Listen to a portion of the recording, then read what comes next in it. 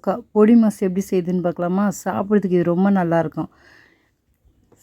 எப்படி செய்யுதுன்னு பார்க்கலாம். இதுக்கு தேவையான பொருட்கள்: கோவக்காய் இது மாதிரி ரவுண்டாக அரிஞ்சிக்கோங்க, வெங்காயம் தக்காளி கட் பண்ணி வச்சுக்கோங்க, இதே மாதிரி கறிவேப்பிலை எல்லாத்தையும் பொடிசாக கட் பண்ணி வச்சுக்கோங்க, தேங்காய் பச்சை மிளகாய் இது மாதிரி கட் பண்ணி வச்சுக்கோங்க தேங்காய் அரைக்கிறதுக்கு, மிளகாய்த்தூள் மஞ்சள்தூள் உப்பு கடுகு.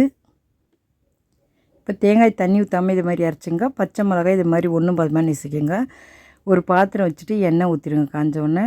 இப்போ எண்ணெய் காஞ்ச உடனே கடுகு போட்டுருங்க. கடுகு பொரிஞ்ச உடனே இப்போ நம்ம வெங்காயம் சேர்த்துடலாம்.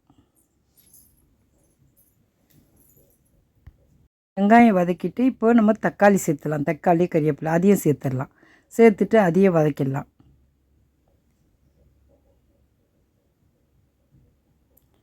வதக்கிட்டு இப்போ கோவக்காய் சேர்த்துடலாம். கோவக்காய் சேர்த்துட்டு அதையும் சேர்த்து நல்லா வதக்கிடலாம்.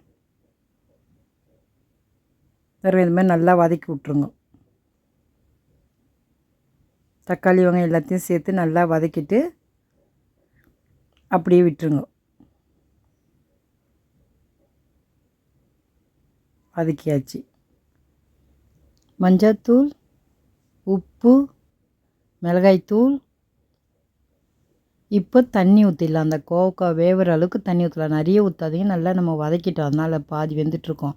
கொஞ்சமாக தண்ணி ஊற்றி இப்போ நல்லா கலக்கிடுங்க.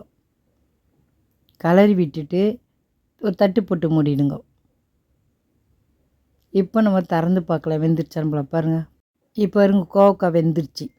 இப்போ நல்லா கலரி விட்டுட்டு இப்போ நம்ம தண்ணி ஊற்றாமல் தேங்காய் அரைச்சோம் பாருங்கள், அதை எடுத்து சேர்த்துடலாம். எல்லாம் தேங்காய் எடுத்து சேர்த்துருங்க. இதில் கோவக்காயில் சேர்த்துட்டு இப்போ நம்ம பச்சை மிளகாய் ஒன்றும் பாதிமாக அரைச்சி வச்சோம், அதை எடுத்து சேர்த்துடலாம். சேர்த்துட்டு எல்லாத்தையும் நல்லா கலரி விட்டுடலாம். கலரி விட்டு திருப்பியும் சிம்மிலே வச்சு கலருங்க. வேகமாகலாம் கலராதிங்க. இது மாதிரி நல்லா கலரி விட்டுருங்க. வேகமாக வைக்காதீங்க, சிம்மில் வச்சு கலரிட்டு கொஞ்சம் நேரம் ஸ்டவ்வில் இருக்கணும், ஒரு 2 நிமிஷம். அவ்வளோதான், கோவக்காய் ரெடி ஆயிடுச்சு. கோவக்காய் பொடி மாஸ் ரெடி. சாப்பிட்டு பார்த்து எப்படி இருக்குதுன்னு சொல்லுங்கள். நீங்களும் இதே மாதிரி செஞ்சு பாருங்கள். இந்த கோவக்காய் சாப்பிட்டீங்கன்னு வச்சுக்கோ, உருளைக்கிழங்கு கூட இதை தான் அடிக்கடிக்கு செய்வீங்க. இது ரொம்ப நல்லாயிருக்கும். இதை சாப்பிட்ணும். நீங்கள் தயிர் சாதத்துக்கு வச்சு சாப்பிடுங்களேன், ரொம்ப நல்லாயிருக்கும். இதை சாப்பிட்டு பார்த்துட்டு எப்படி இருக்குன்னு சொல்லுங்கள். நீங்களும் ஒரு முறை இப்படியே செஞ்சு பாருங்கள், இதே மாதிரி செஞ்சு பாருங்கள். லைக் பண்ணுங்கள், ஷேர் பண்ணுங்கள், மறக்காமல் நம்ம சேனலுக்கு சப்ஸ்கிரைப் பண்ணுங்கள். தேங்க்ஸ் ஃபார் வாட்சிங்.